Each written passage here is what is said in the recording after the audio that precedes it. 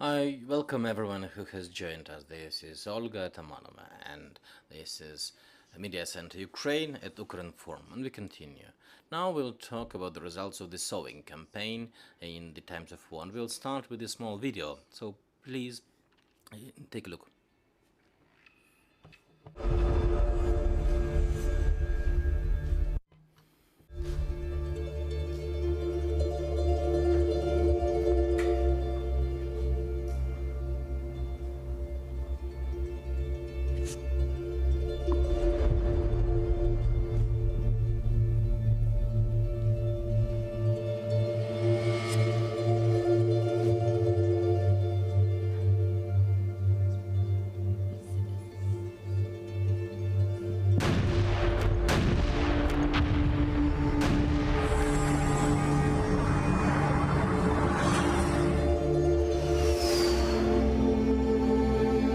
Російські ж окупанти залишили по собі вибухонебезпечні подарунки. На один такий наткнувся фермер на Чернігівщині.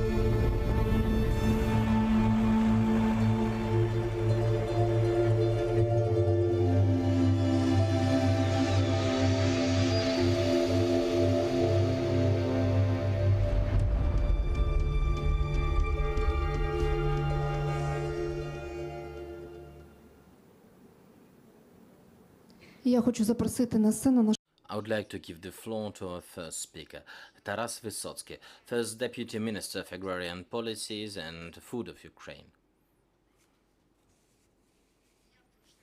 So, how was the sowing campaign in these new conditions for Ukraine? Thank you for the introduction. Essentially, talking about February the 24th and the beginning of this invasion, well, the sowing campaign hasn't started, it hadn't started back then, but it was prepared. And it's important, because later it helped us, implement with the figures I will announce later. So most agricultural producers have already procured all the resource which was needed. Over 80% of the need of fertilizers, about 70 to 80% of the seed material, about 60% of the crops protection, and quite a lot of fuel. So it was really good that the agricultural producers are preparing in advance, because, well, we only had the logistic barrier with the fuel logistics, but in terms of other components, we were able to start the work on time. So what do we have? What's the result? Now we can say that the sowing,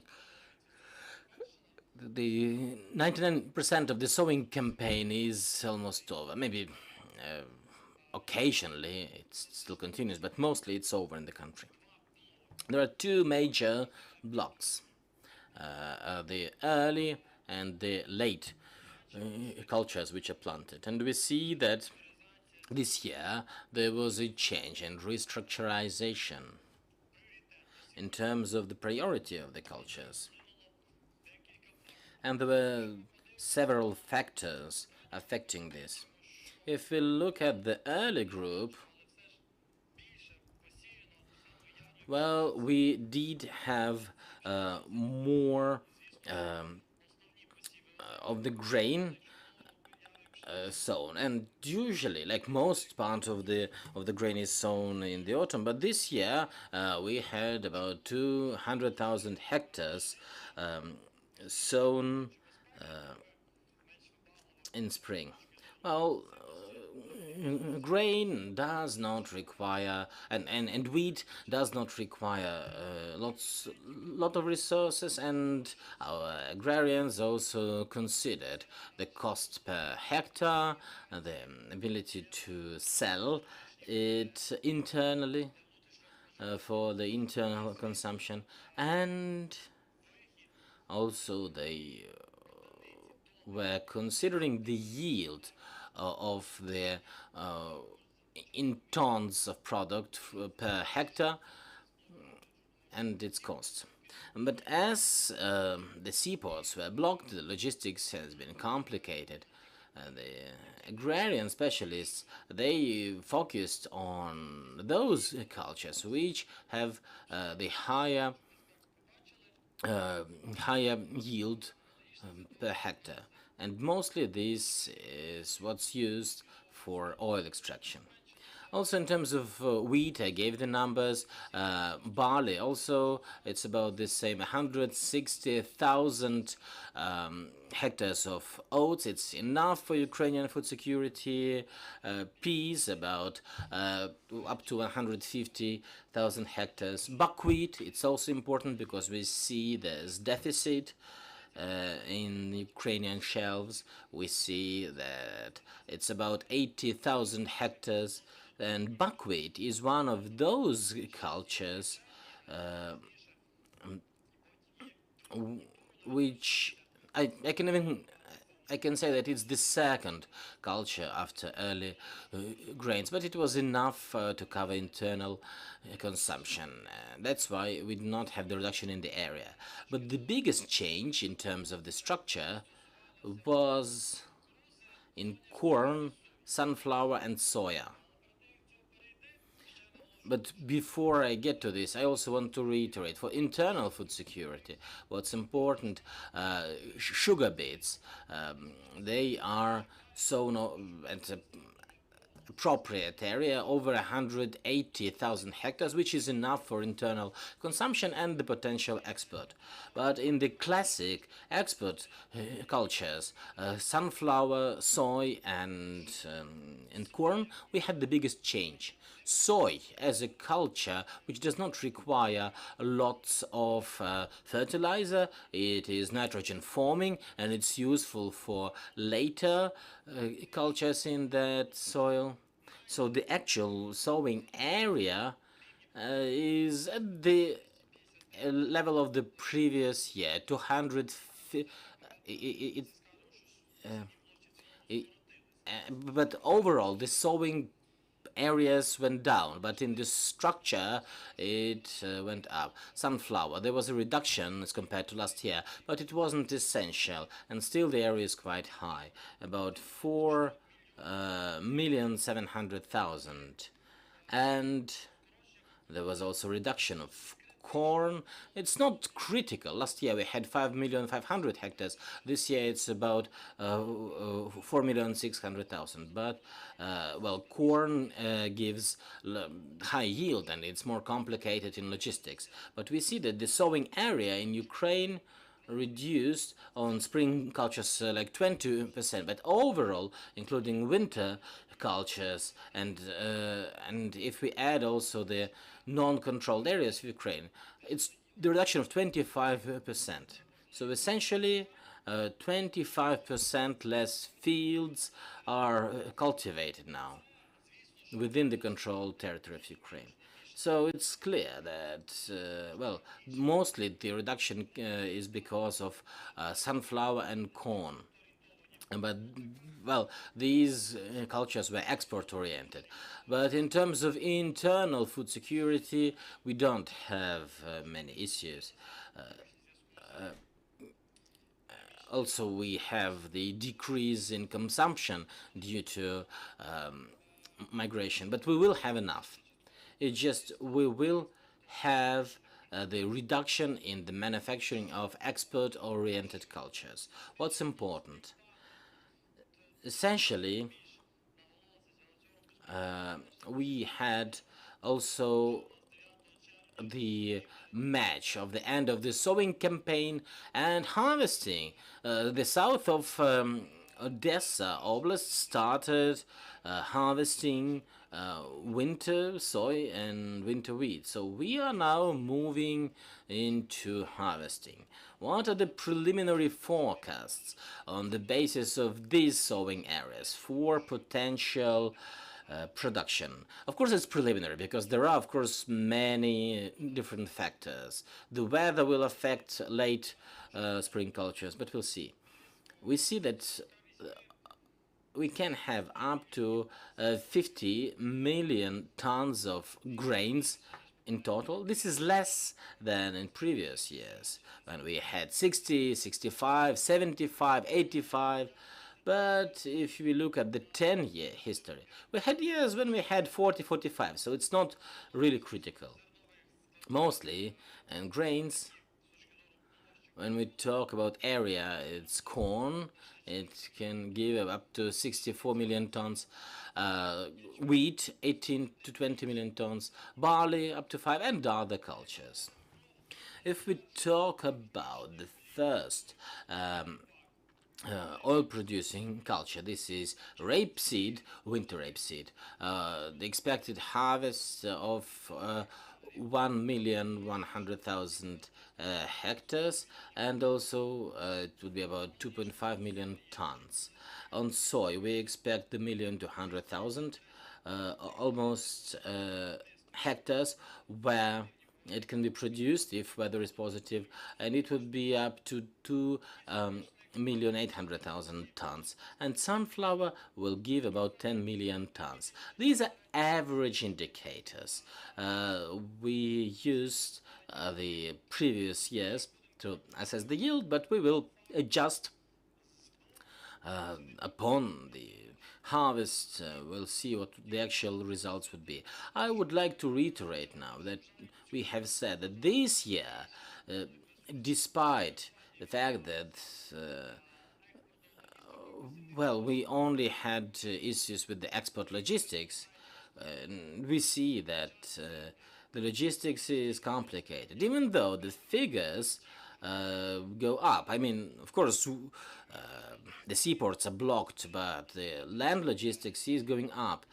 We had up to 100, it went up to 1,700,000 tons in May, and it can be up to 2 million. But of course, we understand that it's not enough. If we consider these figures, we will have about 20 million tons leftovers at July 31st, and then the new harvest which needs to be exported. So in order to deal with that volume, we need to export up to 4 million tons a month, not up to 2. So these are the figures in terms of the sowing campaign, which now turned into harvesting campaign. Thank you, Taras. And our next speaker is Tetiana Adamenko. She is the representative of the Ukrainian Hydro-Meteorology Center.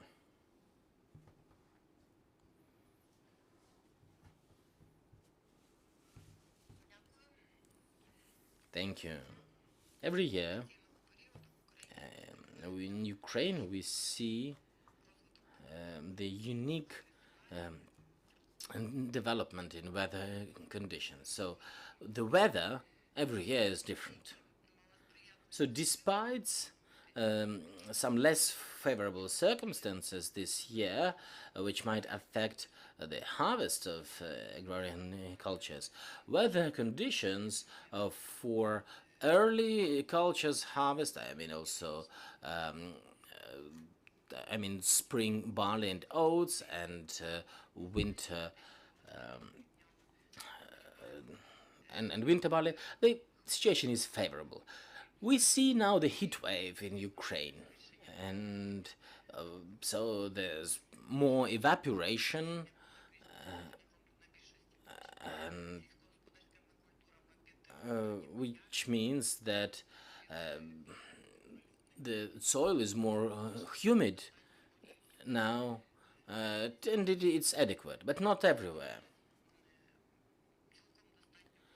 Today, there's enough humidity in the west, north, northeast, and central regions. But when we talk about the south of Ukraine,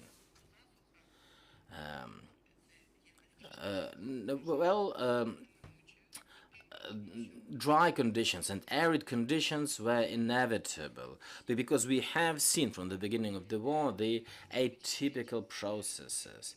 And since the late of February and up to the beginning of June, there were really atypical weather processes. There were lots of high atmospheric pressure areas, lots of bright sun, low humidity, winds, and not so many rains. So, of course, this has caused drought. So, starting May, we have registered drought in the south of Odessa region, and later it was spreading, and now we can say that drought in is there in Odessa, Kherson, Zaporizhia, and some areas of Dnipro, Petrovsk Oblast, and central rayons of Poltava Oblast. The drought is of different severity level, from weak up to full aridity. And as the harvest is already ripe, I mean, for winter cultures, there will be some reduction in yield, but not critical, because the harvest is ripening already, and as Taras said, in the south of Odessa region, the winter barley is fully ripe. When we talk about the impact of weather conditions on heat-loving cultures, which are soy, corn, and sunflower, as we said, this spring has been atypical. It was about 1.5 or sometimes 2 degrees colder than the climatic norm. So, merged with the deficit of rains, it was also favorable because there was no active evaporation of the humidity in spring. So by early June we have proper humidity of this soil. Should the weather be higher in spring, we would start having the drought all over the area of Ukraine in May. When we talk about this heat wave, which we experience now, actually the effect is, well, it varies depending on the culture. First of all, the heat wave is not really long, and soon the weather will become more comfortable. And secondly, this intensive increase of warmth enable the development of late cultures such as soy, corn, and sunflower, who were suffering from chilly weather in the previous month, especially the low temperatures at night. Now, the growth processes has been activized, and today the Ukrainian Hydro-Meteorology Center, which is responsible for weather monitoring, and also we monitor the situation in agricultural areas near our stations. All our data shows that the late cultures are in good condition, even excellent condition. By the way, it's not bad even on occupied territories, because our staff of our meteorological stations with fantastic resilience, they continue work and they still provide this information despite all obstacles. When we talk about the weather to come and its effect on the harvest, on June 13th, 14th, and 15th, from western region, the cold atmospheric front would move east. In these 3 days, it would bring some chill, there will be a north wind, the reduction of temperature, and local unequal rains all over Ukraine. Next heat wave will come after the 20th or the 27th, and then it might reach up to 34 degrees centigrade in the south of Ukraine. But overall, the weather is quite favorable because we have these interruptions of days of heat and days of chill, and it favors the harvest. Thank you. I would also invite Mr. Taras to the rostrum for the questions. So, we understand that we don't expect the deficit at the domestic market, but we understand that there might be losses due to the reduction of exports. So what would be the losses? What do you think? Essentially, considering this area, I mean, with the average yield, we would have additionally 25 million tons of grain, or well, at least 12. That would be guaranteed. Now, the price is 300 US dollars are higher, so $6 billion are lost. Of course, it would depend on the weather, but this reduction of 25% of sowing areas, well, it's about $6 to $8 billion in losses. Any questions? Vladislav Obloch, Ukrinform. My first question is about buckwheat, because traditionally the price is very high again. You said that well, quite a lot of area has been sown. Of course, we understand that it's too early to predict the yield, the harvest yet, but still, would we have enough to satisfy the demand? We remember that in early 2000s, Ukraine could get even 400,000. And when we talk about the export, which is blocked in seaport, so we'll have the leftover stock. So what would that stock be composed of? Because remember that even before the war, the flour producers said that we don't have enough wheat, food-grade wheat for internal consumption, and this asked us to limit this. Thank you.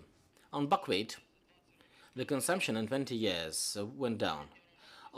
The average yield is 12 it's about 1.2 tons per hectare. So overall it's up to 96,000 tons. We had last year 115,000 tons, but well, it went lower and lower. This year, as part of the current migration situation, well, we have like minus 20% on consumption. So, well, of course we would want the Ukrainians to come back soon and the consumption would go up.